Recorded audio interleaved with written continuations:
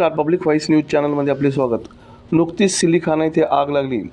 अग्निशामक दल, Padampura fire tender व सिडको फायर टेंडर घटनास्थळी जाऊन आगीवर नियंत्रण मिळवून मोठी दुर्घटना टाळली। यासाठी मुख्य अग्निशामक अधिकारी संपत भगत, उप अग्निशामक अधिकारी विजय राठोड, ELP कोल्हे, दीपक राजगंगावणे, छत्रपती केकान, दीपक गाडेकर, अजिंक्य भगत, प्रसाद शिंदे, मनसुख सपकाळ, प्राणर सूर्यवंशी, आदिनाथ बकाले, YK गव्हाड व वाचा वर्टे यांची सहकार्य लाभले।